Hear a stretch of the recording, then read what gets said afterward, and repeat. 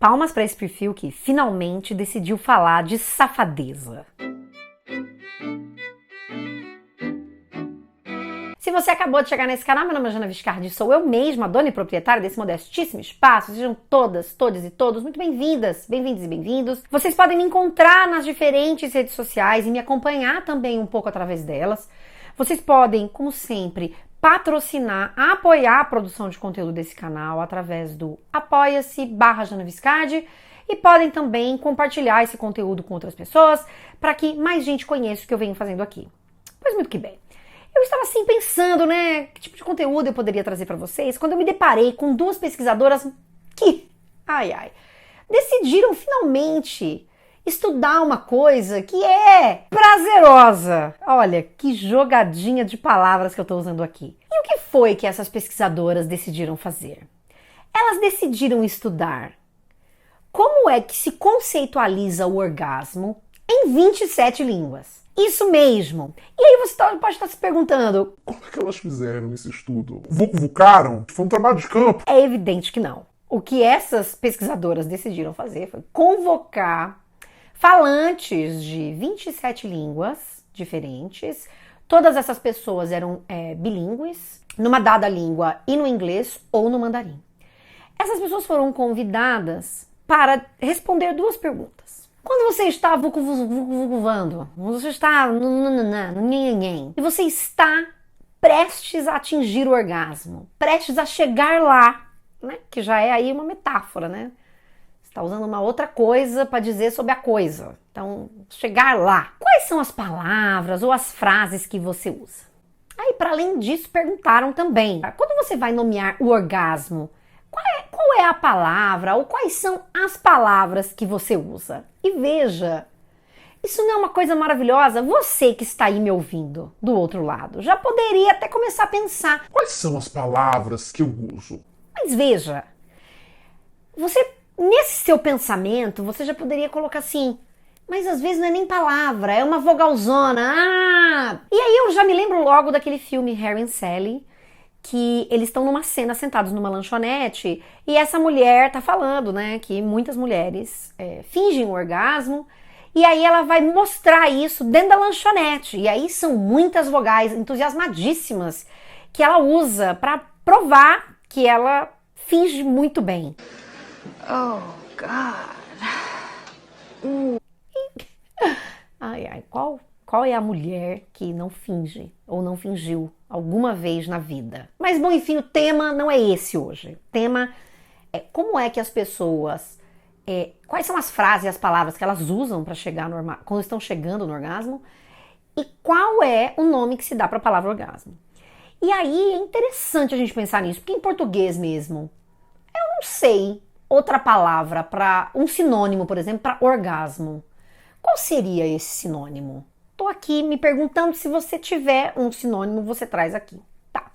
E eu trago esse estudo como uma curiosidade, mas isso não significa que não seja possível fazer críticas a esse estudo. Porque, por exemplo, eles têm lá 27 línguas que estão sendo catalogadas, digamos assim, com relação à maneira como se fala sobre orgasmo, enfim. Mas são 41 falantes que foram trazidos para a pesquisa, o que significa que em várias línguas você tem um falante só, trazendo as suas expressões. Eu acho que isso limita um pouco o que está sendo catalogado, né?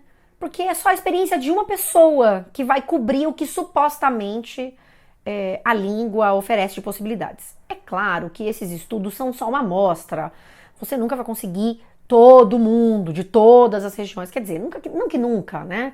Mas os estudos nesse sentido, eles podem ser limitados mesmo. Mas, lá no meio do artigo, e foi isso que me chamou a atenção, elas se vangloriam um pouco dessa coisa de terem aí 41 pessoas de línguas, que são 27 línguas diferentes, e que são línguas de grupos muito distintos, e isso é muito interessante, mas no final das contas elas vão dizer que os dados desse estudo consistem de línguas faladas por um estimado de 3,2 bilhões de falantes de uma dada língua, né? Falantes de língua materna. Se o número da segunda língua, né, de falantes de segunda língua dessas línguas for considerado, os dados são representativos de um grupo de pessoas que compreendem mais da metade da população global. Então, quando elas falam isso, eu acho que elas estão assim, eu não sei, acho que não precisava de tanto, sabe? Então, se vangloriando bastante, né? Mas quando você tem apenas um falante de uma língua, certamente você não conseguiu abranger tudo aquilo que é possível. Aí, de novo, tudo bem, tá tudo certo. A minha questão é, você viu aqui, né? Essa coisa de dizer, mais da metade da população mundial está sendo compreendida nesse estudo. Mas, enfim, outras tantas coisas aí que você poderia talvez até comentar. Você é linguista, vou deixar a referência do artigo aqui embaixo. Mas o nosso objetivo aqui não é hoje. A gente quer hoje um vídeo prazeroso. E aí, o que é que elas fazem então? Elas vão ouvir essas pessoas são falantes de uma língua X e também de inglês ou mandarim. Quando elas fazem esse questionário, conversam com essas pessoas, depois elas vão traduzir, né, esses termos, essas frases para o inglês. Essas frases também estão lá, eu vou deixar alguns exemplos aqui na tela para vocês. E aí elas vão tentar categorizar, entender como é que podem se organizar a maneira como se fala sobre orgasmo, como se chega lá em uma dada língua. E elas, como pesquisadoras das ciências cognitivas, estão interessadas em modelar um pouco esse entendimento para pensar a relação disso com os sentimentos, da linguagem e os sentimentos. Elas vão falar no estudo sobre o amor, a alegria, mas, de novo, meu objetivo aqui é só a gente olhar para as curiosidades a que elas chegam. Quando elas começam a categorizar essas palavras todas, o que elas percebem é que, ao falar sobre orgasmo, as pessoas usam bastante as metáforas e as metonímias. Nas gramáticas, por aí, é muito comum, por exemplo, que se fale que a metonímia é quando você tem aquela coisa da parte pelo todo. Então, eu vou dizer um exemplo clássico, né? Eu leio Machado. Na verdade, você está lendo um livro que faz parte da obra de Machado, mas não o Machado em si. E quando vai se falar da metáfora, vai se dizer que você teria esse desvio aí de uma ideia, da ideia principal de uma palavra para uma outra coisa, uma associação que é feita e tal. É claro que dentro da linguística vai se estudar a metáfora e a metonímia de uma outra forma, de maneira muito mais aprofundada. Eu já falei de metáfora aqui, deixo o link do vídeo para vocês estudarem. Vou deixar uma referência também de um texto que está falando sobre metonímias, mas é muito vasta e complexa a discussão em torno dessas duas figuras de linguagem.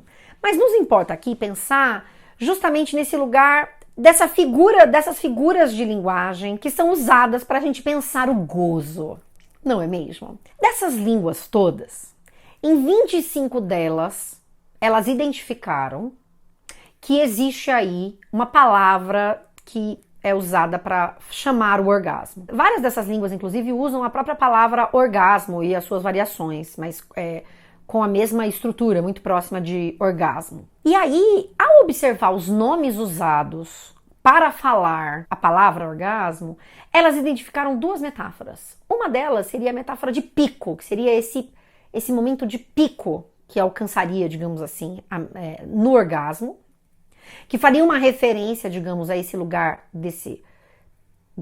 tá entendendo? Esse pico aí do orgasmo.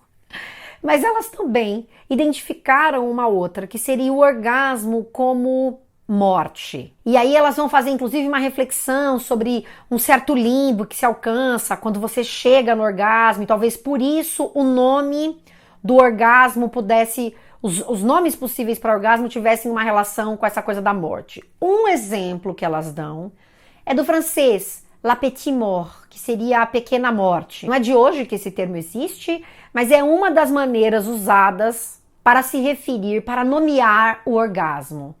Então é interessante, né, a gente pensar nessa coisa da morte, uma quase morte ou de um limbo. E isso tudo eu tô falando agora da nomeação, né? E aí é importante a gente pensar que a palavra orgasmo, ela vem do grego e pode significar excitação ou inchaço. E aí, quando elas vão observar de novo as palavras de nomeação para orgasmo, elas vão perceber que há uma série de metonímias que são usadas para além dessas metáforas da morte ou do pico. Elas vão observar que há metonímias justamente nessa relação com excitação ou inchaço. Uma delas, por exemplo, em Bengali, é excitação drástica. Em vietnamês, seria o prazer extremo ou em persa, por exemplo, a satisfação está acontecendo. Seria assim que se nomearia, digamos, que se nomearia o orgasmo nessas línguas. Então você teria aí a ideia de excitação, que é uma parte do que seria o orgasmo, usada para nomear o orgasmo. Curioso isso, não é mesmo? Quanto também essas expressões têm a ver com aquilo que acontece no nosso corpo mesmo, né? São essas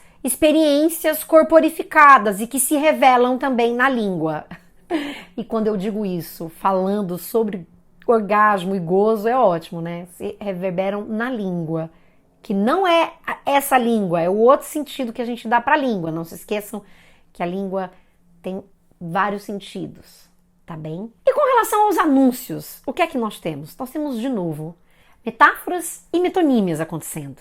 Uma que é muito conhecida se você assiste filme e não precisa ser pornô, é eu estou chegando, em inglês, I'm coming. Você usa essa expressão quando você quer dizer que está quase lá. E eu estou insistindo em usar a metáfora também, porque em português, de alguma maneira, a gente usa a metáfora. Então, 16 línguas fazem uso de algo parecido com I'm coming. E veja que o verbo nesse caso é vir. Mas, no japonês, de acordo com esse estudo, na verdade seria eu estou indo e não eu estou vindo. O que faz elas fazerem lá uma reflexão sobre a questão da direção, de você estar indo para algum destino e se afastando de quem tá ali acompanhando você naquela brincadeirinha boba e gostosa. Beijo, linda quebrada. Além disso, também um pouco nessa coisa da metáfora desse anúncio para jornada ou chegada, você tem o caso de falar eu estou acabando. Uma expressão que seria traduzido dessa maneira, eu tô acabando. A gente não fala assim em português, a gente não fala isso assim, né? Quando tá chegando no orgasmo. Eu tô acabando. Nunca ouvi isso. Você já ouviu? Você me fala aqui embaixo as coisas que você já ouviu, hein? Mas cuidado, hein? Com esse conteúdo. Uma outra metáfora seria a metáfora do orgasmo como uma liberação. A liberação de algo, ou de força, ou de uma substância, num recipiente, num espaço, né? E aí elas vão dizer que isso é particularmente presente na linguagem masculina em algumas línguas, como I'm shooting, elas dizem aqui, né? Eu tô disparando, eu tô descarregando, que seria algo como isso, tanto em mandarim como em turco e em indonésio. E aí você está pensando na metáfora da pistola? Não é maravilhoso? É a pistola que está disparando. Então, aqui, veja, elas estão falando, elas não falam homem exclusivamente, mas eu tô pensando nos homens cis, né? Então, tá disparando a pistola, hein?